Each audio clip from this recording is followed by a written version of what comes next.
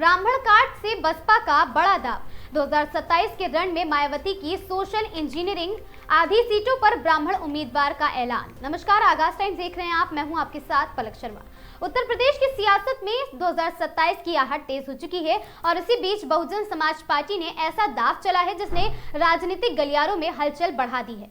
Party प्रमुख मायावती ने संकेत दिए हैं कि आगामी विधानसभा चुनाव में बड़ी संख्या में ब्राह्मण प्रत्याशियों को मैदान में उतारा जाएगा और इसकी शुरुआत माधवगढ़ से आशीष पांडे को उम्मीदवार घोषित कर की जा चुकी है। सवाल सिर्फ टिकट का नहीं बल्कि उस सियासी सवाल का है, संदेश का है जो बसपा देना चाहती है। क्या ये 2007 की तरह एक बार फिर सामाजिक समीकरण को नई बिसात बिछाने की तैयारी है? उत्तर प्रदेश की राजनीति लंबे समय से जातीय समीकरण के इर्द गिर्द घूमती रही है। कभी मंडल, कभी कमंडल, कभी दलित ब्राह्मण समीकरण। हर चुनाव में कोई न कोई सामाजिक फॉर्मूला निर्णायक साबित हुआ है।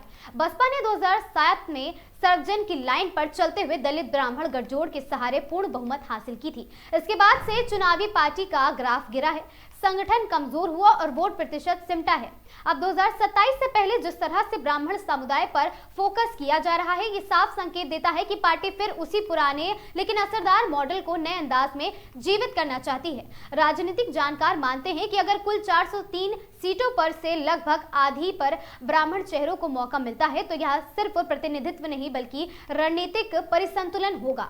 माधवगढ़ से आशीष पांडे की घोषणा को प्रतीकात्मक शुरुआत माना जा रहा है। बसपा की परंपरा रही है कि जिसे प्रभारी या उम्मीदवार घोषित किया जाता है उसे संगठनात्मक ताकत के साथ मैदान में उतारा जाता है। इसका मतलब है कि पार्टी ने सिर्फ बयानबाजी नहीं बल्कि जमीनी तैयारी भी शुरू कर दी है। सूत्रों के मुताबिक अलग अलग मंडलों में संभावित ब्राह्मण चेहरों की सूची पर मंथन भी चल रहा है। इस दांव का सीधा असर किस पर पड़ेगा ये आने वाला वक्त बताएगा। सबसे पहले सत्ताधारी दल जिसका नेतृत्व योगी आदित्यनाथ कर रहे हैं। भाजपा का पारंपरिक समर्थन और आधार सवर्ण मतदाता रहे हैं जिनमें ब्राह्मण भी शामिल हैं। सभी बसपा इस वर्ग में सेंध लगाने में सफल होती है तो मुकाबला त्रिकोणीय और साथ ही ज्यादा जटिल भी हो सकता है। दूसरी ओर समाजवादी पार्टी और उसके नेता अखिलेश यादव के लिए भी ये चुनौती है क्योंकि 2022 में सपा ने पिछड़े अल्पसंख्यक समीकरण पर जोर दिया था।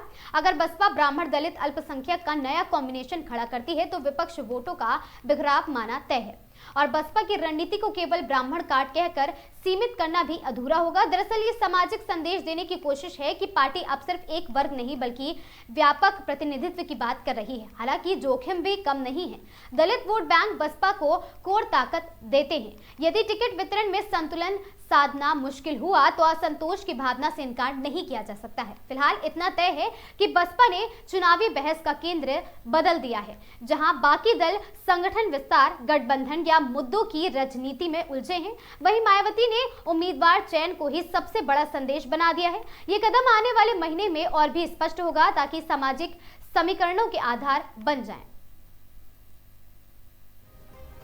और आखिर में सवाल वही है, क्या ये दांव इतिहास दोहराएगा या नई सियासत पटकथा लिखेगा? 2027 अभी दूर है लेकिन उत्तर प्रदेश की राजनीति में शह मात का खेल शुरू हो चुका है और इस खेल में बसपा ने पहली चाल चल दी है। अब निगाहें इस पर हैं कि बाकी खिलाड़ी क्या रणनीति अपनाते हैं क्योंकि उत्तर प्रदेश की सियासत में एक चाल पूरे समीकरण बदलने की ताकत रखती है। वीडियो पसंद आया हो, जानकारी रोचक लगी हो तो वीडियो को लाइक, शेयर और चैनल को सब्सक्राइब करना बिल्कुल ना भूलें। मैं थी आपके साथ पलक शर्मा। हमसे जुड़े रहने के लिए देखते रहें आगाज टाइम।